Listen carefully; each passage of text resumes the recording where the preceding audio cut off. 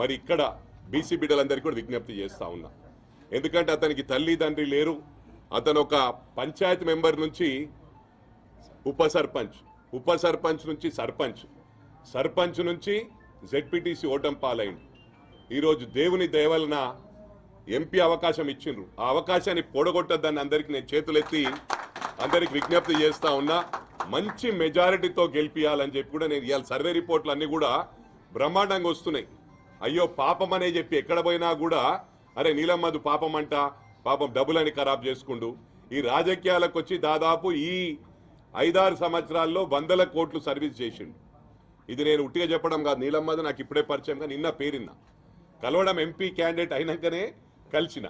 కానీ అంతకు మునుపు నీలమ్మధు అరే నేను జిల్లా ప్రెసిడెంట్ ఉన్నప్పుడు కూడా తెలుగుదేశం పార్టీలో జిల్లా ప్రెసిడెంట్ ఉన్నప్పుడు కూడా పటన్ చెరువుకి వెళ్ళినప్పుడు మధు గురించి చెప్తుండే, అరే కొత్తగా వచ్చిండు రియల్ ఎస్టేట్ చేస్తుండు డబ్బులన్నీ గంగలు కలుపుతుంటాడు మొత్తం రాజకీయాల్లో పెడతాడని. ఒకటి నేను విజ్ఞప్తి చేస్తా ఉన్నా, ఇతర నాయకులు ఇలా ఫంక్షన్ హాల్ ఫ్రీ ఇస్తా అంటారు, అవి ఇస్తా అంటారు, ఇవి ఇస్తా అంటారు, రేపు గేట్ లోపల కూడా రానియరని చెప్పి విజ్ఞప్తి చేస్తా ఉన్నా.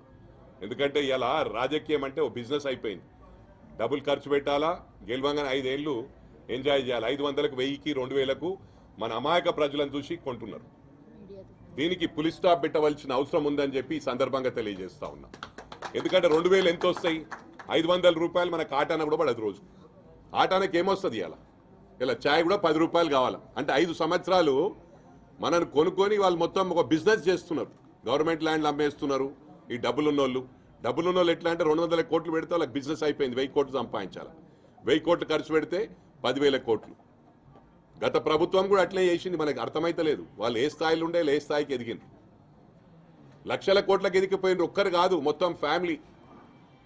ప్రభుత్వ స్థలాలు అమ్మేసిండ్రు, వక్ఫ్ బోర్డు భూములు ఎన్ఓసీలు ఇప్పించిండ్రు, అసైన్మెంట్ భూములు బెనామీ పేర్ల మీద పాస్బుక్లు ఇప్పించిండ్రు, హైదరాబాద్లో ప్రైమ్ ప్రాపర్టీస్ అమ్మేసిండ్రు. అవి అమ్మేసినవి కాక లక్షల కోట్లు అప్పు చేసిండ్రు. ఆ లక్షల కోట్లు అప్పు చేసింది కాక లక్షల కోట్లు సంపాదించుకుండ్రు. ఓ 20 సంవత్సరాలు మెదకోలేదు చూసిరుగా, 20-30 సంవత్సరాల కింద వాళ్ళది ఏముండే బ్యాక్గ్రౌండ్, డబ్బులు ఏడికెళ్ళి వచ్చినాయి. ఇలా వాళ్ళు ఒక రాజు పిల్లల్లాగా రాజు కుటుంబం లాగా వ్యవహరిస్తున్నారు. అంటే ప్రభుత్వంలోకి వెళ్ళి దిగిపోయినా కూడా అహంకారం తగ్గలేదు, మనం గమనిస్తున్నాం. ఇలా 120 రోజులకే ఏవి పడితే అవి మాట్లాడుతున్నారు. అంటే పవర్ లేనిది బర్దాష్ కాదా? ఇప్పుడు నేను ఓడిపోయిన ఎంత ఉందాగున్నా హ్యాపీగా ఉన్నానా లేదా? 3 మ్యాచ్లు గెలిచినా ఒక మ్యాచ్ ఓడిపోయినా మళ్ళీ గెలుస్తారు, రేపు మళ్ళీ ఓడిపోతా. దాంట్లో ఏముంది?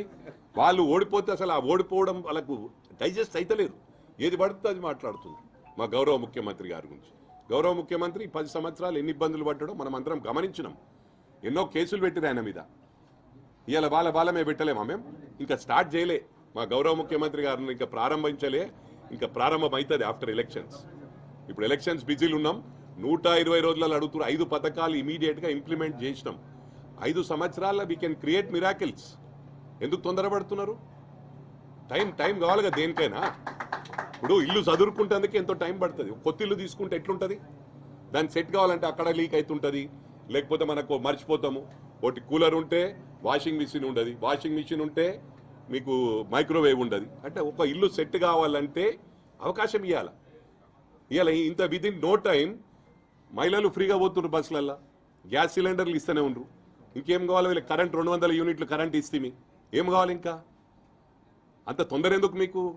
Wait and see. ప్రజలు ఇచ్చిండ్రు, మీరు ఇవ్వలే. మీరు మిమ్మల్ని తీసుకొచ్చి కూర్చునబెడితే డెఫినెట్లీ మాజీ గౌరవ ముఖ్యమంత్రి గారు అడగొచ్చు.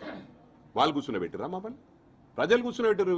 We are going to answer, public answer చేస్తాం. పబ్లిక్ అడుగుతలేరు, ఇడా వీళ్ళు మాట్లాడుతుండ్రు. అది ఇట్లా అయింది, ఇది ఇట్లా అయింది అని. కొడుకులకు ఏంటంటే మొత్తము ఆకాశం మీద ఉన్నారు వాళ్ళు ఇంకా దిగాల. 5 సంవత్సరాలు పడుతుంది వాళ్ళు దిగాలంటే. వాళ్ళు ఇప్పటికీ వాళ్ళు డైజెస్ట్ చేయలేకపోతున్నారు. మాకు పదవి అంటే మా ప్రభుత్వం పోయింది అనే దాంట్లోనే వాళ్ళు ఎప్పుడు దించేయాలా, ఎప్పుడు ఏం చేస్తాము, ఎప్పుడు 24 మంది టచ్లు ఉన్నారు. అవసరమా ఇది? Wait and see. మేము 5 సంవత్సరాలు ఏం చేస్తామో ప్రజలు మ్యాండేట్ ఇచ్చిండ్రు మాకు. You just wait and see. ఎందుకు తొందరపడుతుండ్రు? మీరు ఇయ్యలే కదా, మీరు తెచ్చి కూర్చునబెట్టిరా మా గౌరవ ముఖ్యమంత్రి గారిని? మీకేం అధికారమే లేదు మాట్లాడుతందుకు. ప్రజలు మా కోట్లు వేసిండ్రు. ప్రజలకు మేము డెఫినెట్లీ సాటిస్ఫై చేస్తాం. మీరు 10 సంవత్సరాల నుంచి ఇగో డబుల్ బెడ్రూమ్, అగో డబుల్ బెడ్రూమ్, ఇగో డబుల్ బెడ్రూమ్ అనుకుంటా నానబెట్టి ఇంతవరకు కూడా ఎవరిని సాటిస్ఫై చేయలే. దళిత బంధు చూసినావు, ఎన్ని దళిత బంధులు ఇచ్చారు కాన్స్టిట్యున్సీకి? 100 దళిత బంధులు ఇచ్చిండ్రు. కనీసం మన కాన్స్టిట్యున్సీలో ఒక 200 గ్రామాలు ఉండయా తాండాలతో